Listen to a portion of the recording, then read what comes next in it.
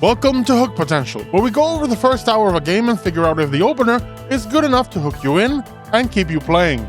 Eternal Strands is an action-adventure set in a world of sword and sorcery many years after a magical cataclysm shook the world, left its spellcasters, called Weavers, as pariahs, and the Enclave, the nation founded on the use of magic, locked behind an impenetrable magical shield. We follow Bryn, the new scout for a roving band of Weavers, as they find themselves on the other side of the barrier, in a land of forgotten mysteries and wonder. The opening hour for Eternal Strands introduces the core cast in a beautifully animated cutscene and puts Bryn outside the barrier, exploring its edges while staying away from the many tangles of magical energy that prevent any further exploration. It's supposed to be an easy run to get her in the good graces of the new band, but then a dragon shows up to complicate the matter, and even more baffling, an ancient construct activates and leads Bryn and her companions safely through the massive tangles and the barrier itself into the lands of the Enclave. The remaining time is spent on the first zone, using Bryn's Breath of the Wild style climbing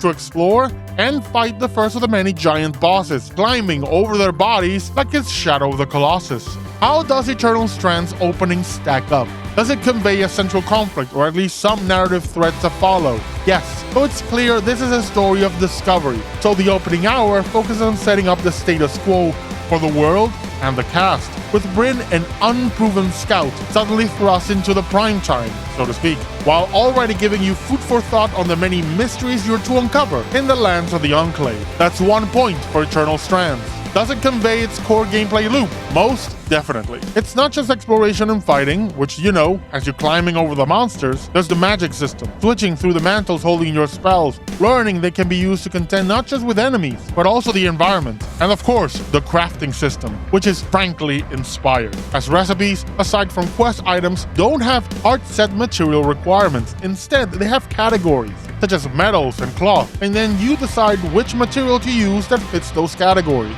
And this extends to your gear, where the Reforging option allows you to improve your current weapons by swapping out their component materials, meaning that starting piece of gear could still be useful in the endgame, as you swap out iron for unobtainium. That'll be handium, and I wish we had a bit of that-ium. Another point for Eternal Strands. As always, the last point is presentation and the overall experience. I love Eternal Strands. It's so much fun. The art style is delightful, the crafting system encourages exploration and finding rare stuff to switch out your gear's component pieces, and you know, the first hour has a freaking dragon and a giant construct to clamber over and fight. Not a perfect game, but it's really fun. So yeah, another point for Eternal Strands. And with 3 points acquired, I give Eternal Strands the golden hook.